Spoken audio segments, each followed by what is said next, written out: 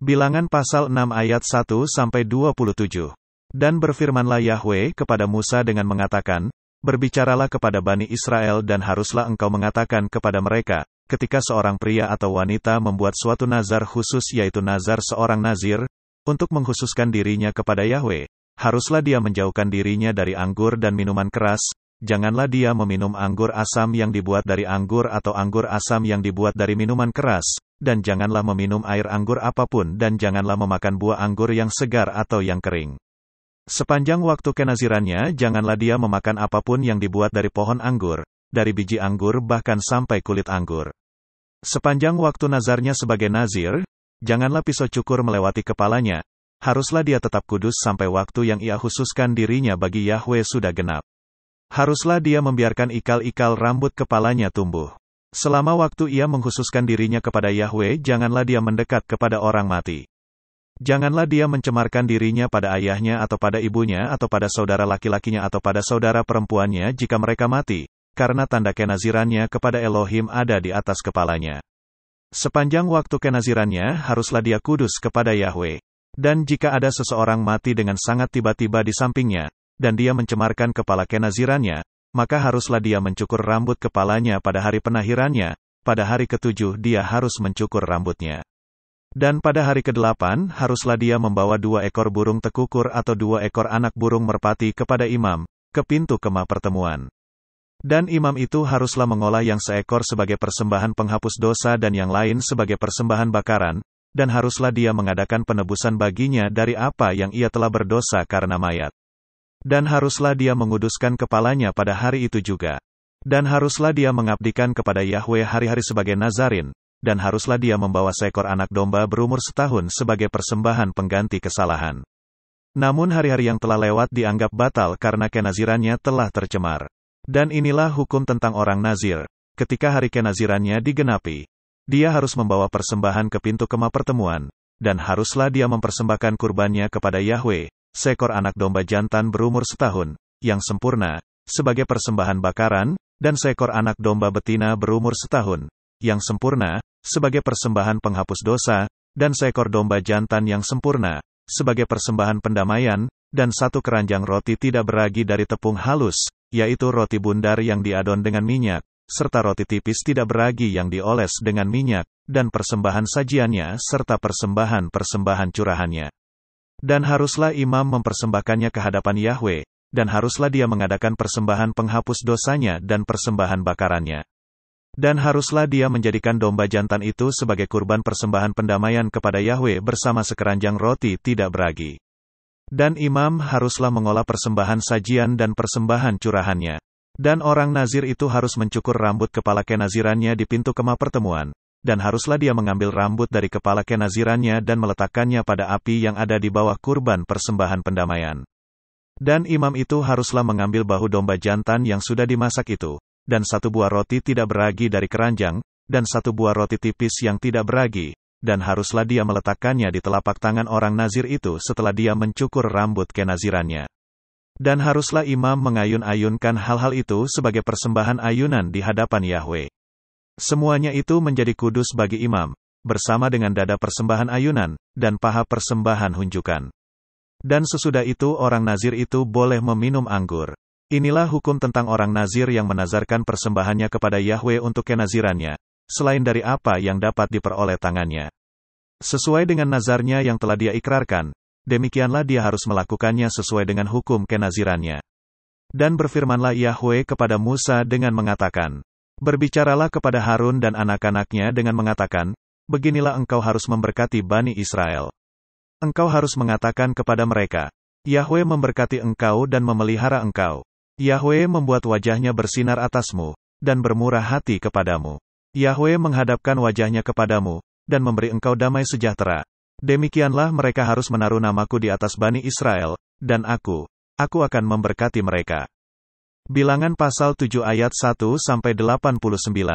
Dan terjadilah, pada hari Musa telah selesai mendirikan tabernakel, dia mengurapinya dan menguduskannya dengan segala perabotnya.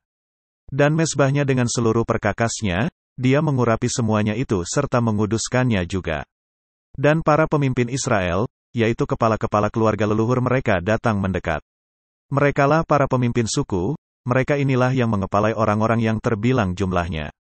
Dan mereka membawa persembahan mereka ke hadapan Yahwe, 6 kereta tertutup dan 12 kawanan lembu, 1 kereta untuk setiap 2 orang pemimpin dan seekor lembu untuk setiap pemimpin.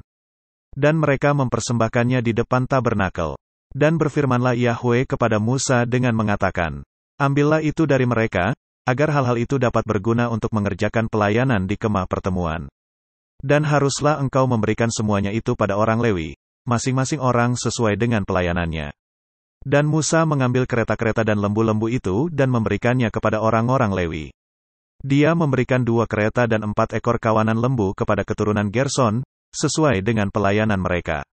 Dan dia lalu memberikan 4 kereta dan 8 ekor kawanan lembu kepada keturunan Merari, sesuai dengan pelayanan mereka di bawah pimpinan Itamar, anak Imam Harun. Namun kepada keturunan Kehat dia tidak memberikan apa-apa, karena pelayanan tempat kudus ada pada mereka. Mereka harus memikulnya dengan pundak. Dan para pemimpin membawa persembahan penahbisan mezbah pada hari mezbah itu diurapi. Dan para pemimpin itu membawa persembahan mereka ke depan mezbah. Dan Yahwe berfirman kepada Musa, seorang pemimpin secara bergantian setiap hari haruslah mempersembahkan kurban mereka untuk penahbisan mezbah itu. Dan dia yang membawa persembahannya pada hari pertama ialah Nahesen anak Aminadab, dari suku Yehuda, dan persembahannya ialah 1 pinggan perak yang beratnya 130 sikal, 1 bokor perak 70 sikal menurut sikal kudus. Keduanya penuh dengan tepung halus yang diadon dengan minyak, sebagai persembahan sajian, 1 cawan emas 10 sikal, penuh dengan dupa, seekor lembu jantan muda anak dari kawanan lembu, seekor domba jantan, seekor anak domba berumur setahun, sebagai persembahan bakaran, seekor anak kambing sebagai persembahan penghapus dosa, dan sebagai kurban persembahan pendamaian, 2 ekor kawanan lembu, 5 ekor domba jantan, 5 ekor kambing jantan, 5 ekor anak domba berumur setahun. Inilah persembahan Nahesen anak Aminadab. Pada hari yang kedua Netanil anak Zuar, pemimpin Isakhar datang mendekat. Ia membawa persembahannya, 1 pinggan perak yang beratnya 130 sikal, 1 bokor perak 70 sikal menurut sikal kudus. Keduanya penuh dengan tepung halus yang diadon dengan minyak, sebagai persembahan sajian, 1 cawan emas 10 sikal, penuh dengan dupa, seekor lembu jantan muda anak dari kawanan lembu, seekor domba jantan, seekor anak domba berumur setahun, sebagai persembahan bakaran, seekor anak kambing sebagai persembahan penghapus dosa, dan sebagai kurban persembahan pendamaian, 2 ekor kawanan lembu, 5 ekor domba jantan, 5 ekor kambing jantan, 5 ekor anak domba berumur setahun. Inilah persembahan Netanil anak Zuar. Pada hari yang ketiga Eliab anak Helon, pemimpin keturunan Zebulon, persembahannya ialah 1 pinggan perak yang beratnya 130 sikal, 1 bokor perak 70 sikal menurut sikal kudus. Keduanya penuh dengan tepung halus yang diadon dengan minyak, sebagai persembahan sajian, 1 cawan emas 10 sikal, penuh dengan dupa, seekor lembu jantan muda anak dari kawanan lembu, seekor domba jantan, seekor anak domba berumur setahun, sebagai persembahan bakaran, seekor anak kambing sebagai persembahan penghapus dosa dan sebagai kurban persembahan pendamaian, 2 ekor kawanan lembu, 5 ekor domba jantan, 5 ekor kambing jantan, 5 ekor anak domba berumur setahun. Inilah persembahan Eliab anak Helon. Pada hari yang keempat Elizur anak Seder, pemimpin keturunan Ruben, persembahannya ialah 1 pinggan perak yang beratnya 130 sikal, 1 bokor perak 70 sikal menurut sikal kudus. Keduanya penuh dengan tepung halus yang diadon dengan minyak, sebagai persembahan sajian, 1 cawan emas 10 sikal, penuh dengan dupa, seekor lembu jantan muda anak dari kawanan lembu, seekor domba jantan, seekor anak domba berumur setahun, sebagai persembahan bakaran, seekor anak kambing sebagai persembahan penghapus dosa, dan sebagai kurban persembahan pendamaian, 2 ekor kawanan lembu, 5 ekor domba jantan, 5 ekor kambing jantan, 5 ekor anak domba berumur setahun. Inilah persembahan Elizur anak Seder. Pada hari yang kelima, Selumil anak Zurishaddai pemimpin keturunan Simeon, persembahannya ialah 1 pinggan perak yang beratnya 130 sikal, 1 bokor perak 70 sikal, menurut sikal kudus. Keduanya penuh dengan tepung halus yang diadon dengan minyak, sebagai persembahan sajian, 1 cawan emas 10 sikal yang penuh dengan dupa, seekor lembu jantan muda anak dari kawanan lembu, seekor domba jantan, seekor anak domba berumur setahun, sebagai persembahan bakaran, seekor anak kambing sebagai persembahan penghapus dosa, dan sebagai kurban persembahan pendamaian, 2 ekor kawanan lembu, 5 ekor domba jantan, 5 ekor kambing jantan, 5 ekor anak domba berumur setahun. Inilah persembahan selumil anak Zurishaddai. Pada hari yang ke-6, Eliasaf anak Deuel pemimpin keturunan Gad, persembahannya ialah 1 pinggan perak yang beratnya 130 sikal, 1 bokor perak 70 sikal menurut sikal kudus, keduanya penuh dengan tepung halus yang diadon dengan minyak, sebagai persembahan sajian, 1 cawan emas 10 sikal yang penuh dengan dupa, seekor lembu jantan muda anak dari kawanan lembu, seekor domba jantan, seekor anak domba berumur setahun, sebagai persembahan bakaran, seekor anak kambing sebagai persembahan penghapus dosa, dan sebagai kurban persembahan pendamaian, 2 ekor kawanan lembu, 5 ekor domba jantan, 5 ekor kambing jantan, 5 ekor anak domba berumur setahun. Inilah persembahan Eliasaf anak Deuel. Pada hari yang ke-7 Elisama anak Amihud, pemimpin keturunan Efraim, persembahannya ialah 1 pinggan perak yang beratnya 130 sikal, 1 bokor perak 70 sikal menurut sikal kudus, keduanya penuh dengan tepung halus yang diadon dengan minyak, sebagai persembahan sajian, 1 cawan emas 10 sikal, penuh dengan dupa, seekor lembu jantan muda anak dari kawanan lembu, seekor domba jantan, seekor anak domba berumur setahun, sebagai persembahan bakaran, seekor anak kambing sebagai persembahan penghapus dosa, dan sebagai kurban persembahan pendamaian, 2 ekor kawanan lembu, 5 ekor domba jantan, 5 ekor kambing jantan, 5 ekor anak domba berumur setahun. Inilah persembahan Elisama anak Amihud.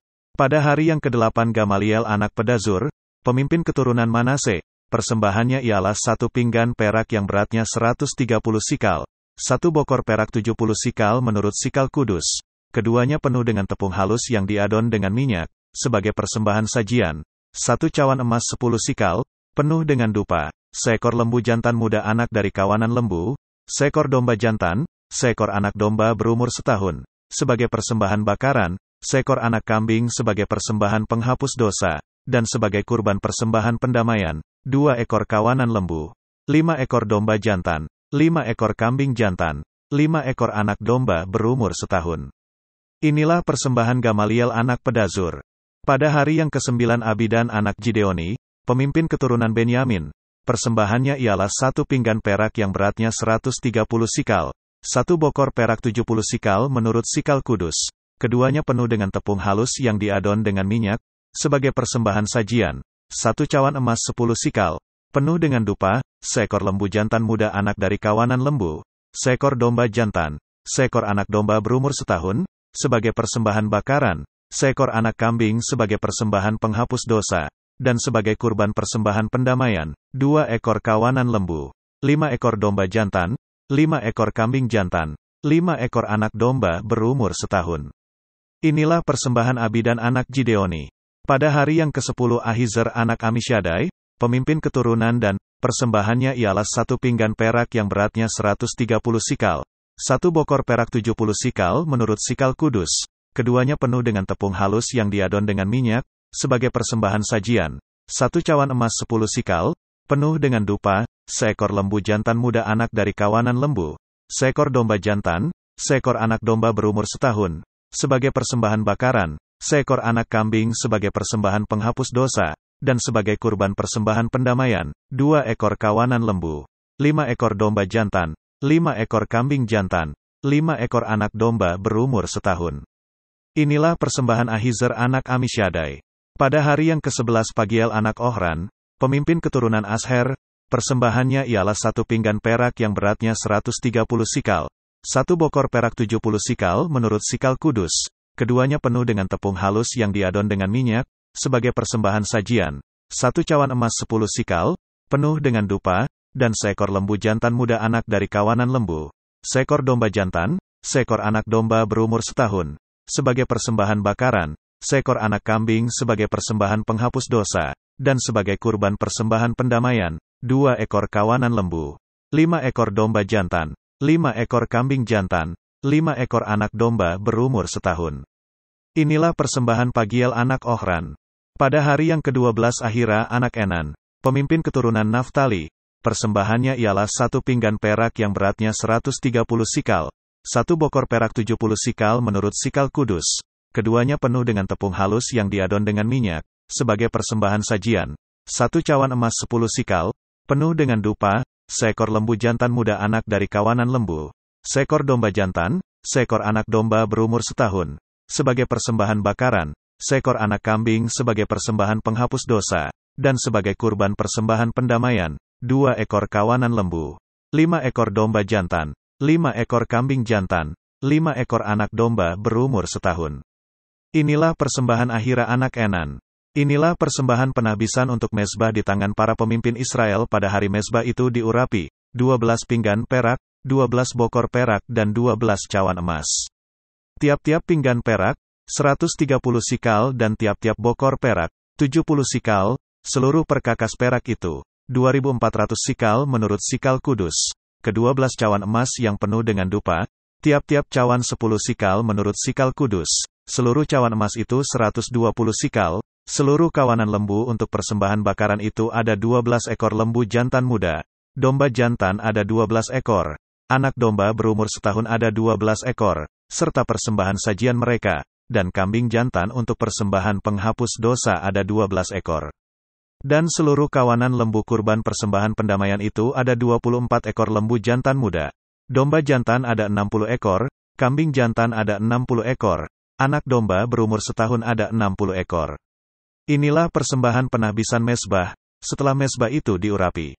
Dan ketika Musa masuk ke dalam kemah pertemuan untuk berbicara dengan dia, maka dia mendengar suatu suara yang berbicara kepadanya dari atas tutup pendamaian yang ada di atas tabut kesaksian, di antara kedua kerub itu, demikianlah dia berfirman kepadanya.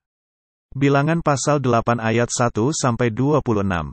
Dan berfirmanlah Yahwe kepada Musa dengan mengatakan, berbicaralah kepada Harun dan katakan kepadanya, ketika engkau pergi untuk menyalakan pelita-pelitanya, ketujuh pelitanya itu harus bersinar ke arah depan, sebelah depan kaki pelita. Dan demikianlah Harun melakukannya, ke arah depan, sebelah depan kaki pelita, dia telah membuat pelita-pelitanya menyala, seperti yang telah difirmankan Yahwe kepada Musa. Dan beginilah pembuatan kaki pelita itu, dari emas tempaan, sampai ke kakinya, sampai ke ujung tangkainya, semuanya dari emas tempaan, sesuai dengan pola yang telah Yahwe perlihatkan kepada Musa, demikianlah dia membuat kaki pelita itu. Dan berfirmanlah Yahwe kepada Musa dengan mengatakan, ambillah orang-orang Lewi dari tengah-tengah Bani Israel, dan engkau harus menahirkan mereka. Dan haruslah engkau melakukan hal ini kepada mereka untuk menahirkan mereka, percikanlah pada mereka air dari persembahan penghapus dosa. Dan haruslah pisau cukur melewati seluruh tubuh mereka, dan haruslah mereka mencuci pakaian mereka serta menahirkan dirinya.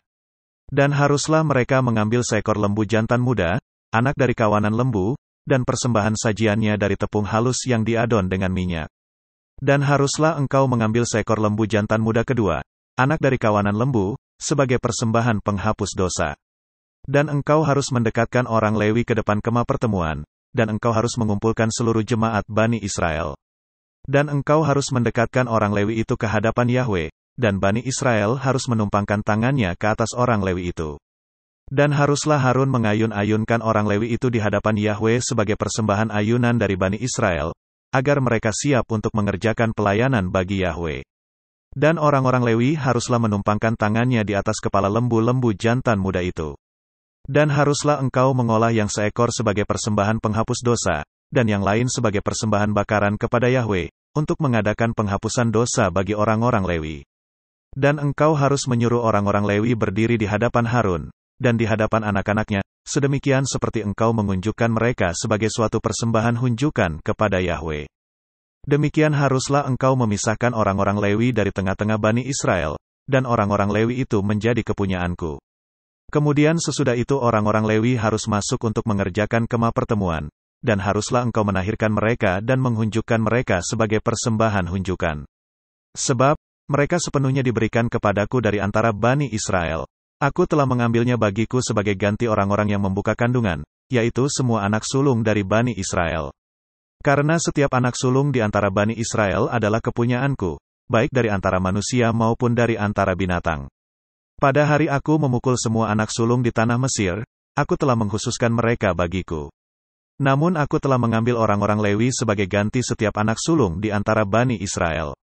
Dan aku telah memberikan orang-orang Lewi sebagai pemberian kepada Harun dan anak-anaknya dari antara Bani Israel, untuk mengerjakan pelayanan Bani Israel di kemah pertemuan, dan untuk mengadakan penghapusan dosa bagi Bani Israel supaya tidak ada tulah di antara Bani Israel karena mereka mendekati tempat kudus.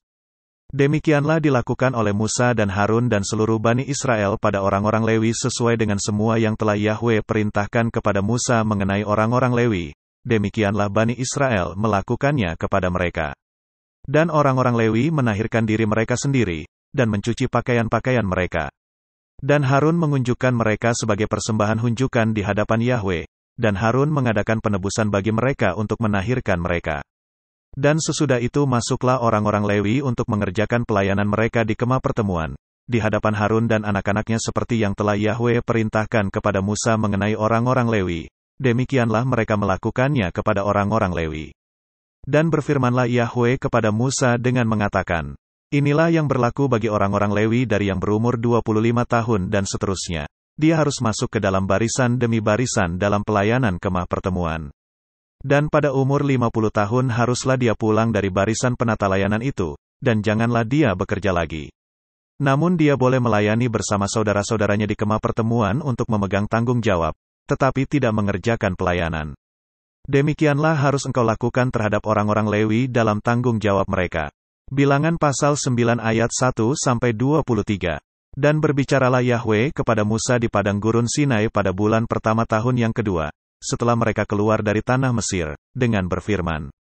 Dan, haruslah Bani Israel merayakan Paskah pada waktu yang ditentukan. Pada hari ke-14 bulan ini, di antara waktu petang, engkau harus merayakannya pada waktu yang telah ditetapkan, engkau harus merayakannya menurut segala ketetapannya dan menurut segala peraturannya. Lalu Musa berkata kepada Bani Israel untuk merayakan Paskah.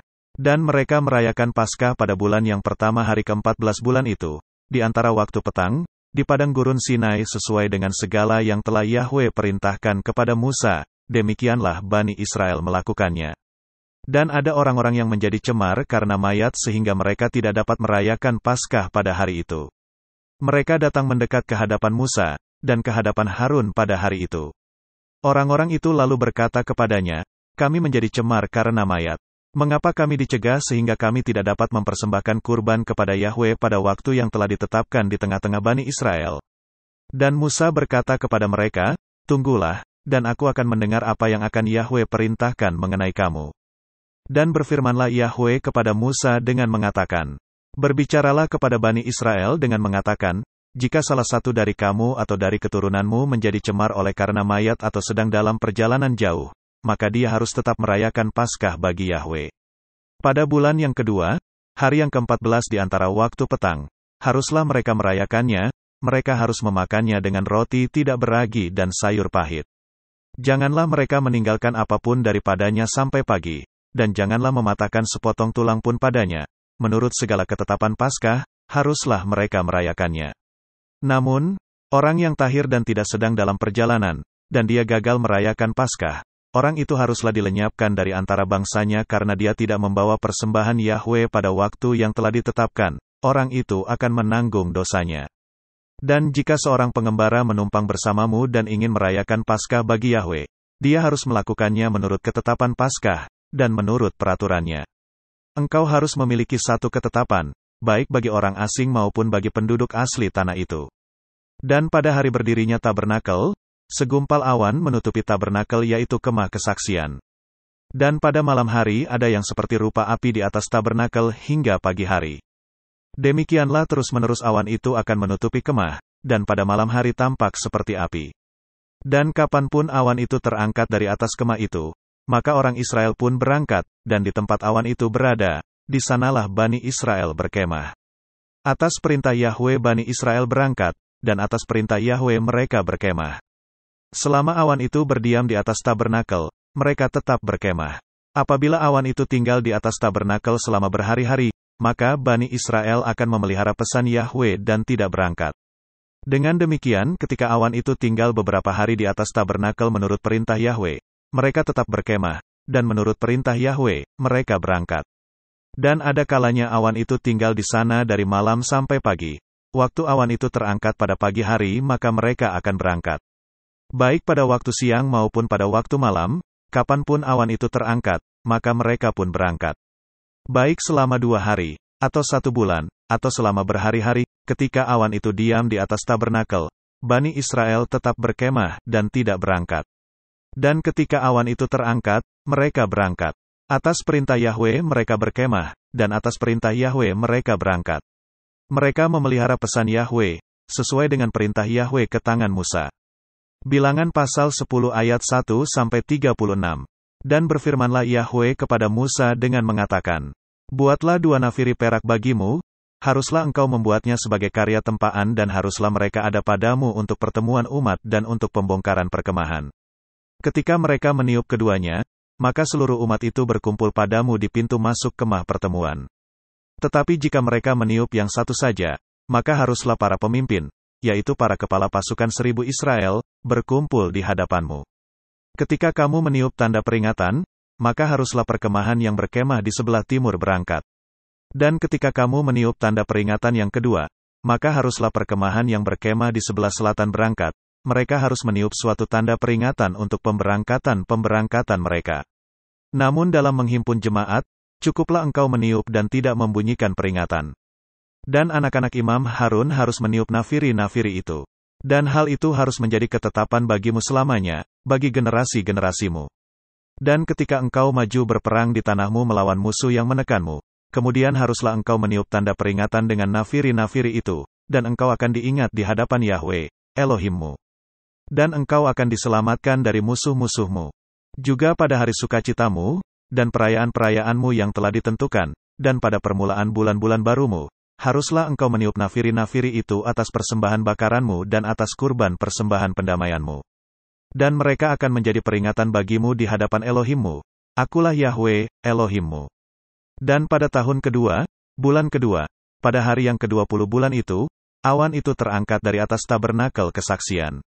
Dan Bani Israel berangkat untuk perjalanan mereka dari padang gurun Sinai.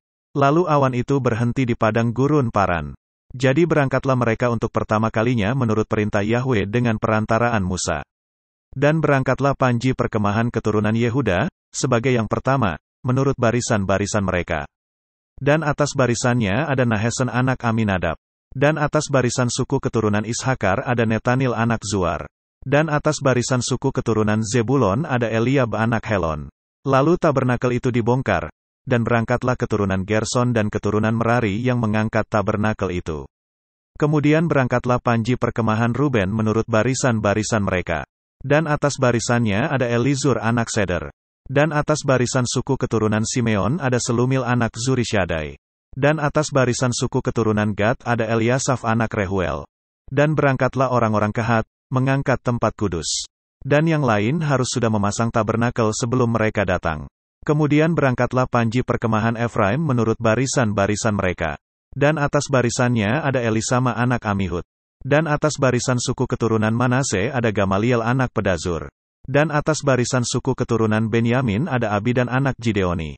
Dan berangkatlah panji perkemahan keturunan Dan, yang menjadi penutup seluruh perkemahan-perkemahan itu, menurut barisan-barisan mereka, dan atas barisannya ada Ahiezer anak Amisyaddai. Dan atas barisan suku keturunan Asher ada Pagiel anak Ohran. Dan atas barisan suku keturunan Naftali ada Ahira anak Enan. Inilah keberangkatan Bani Israel menurut barisan-barisan mereka, lalu mereka berangkat. Dan Musa berkata kepada Hobab anak Rehuel orang Midian, mertua Musa, kami melakukan perjalanan ke tempat yang telah Yahwe katakan, aku akan memberikannya kepadamu. Berangkatlah bersama kami, dan kami akan berbuat baik kepadamu, karena Yahwe telah mengatakan yang baik tentang Israel. Dan dia berkata kepada Musa, aku tidak akan pergi, sebaliknya aku akan pergi ke tanahku dan kepada sanak saudaraku.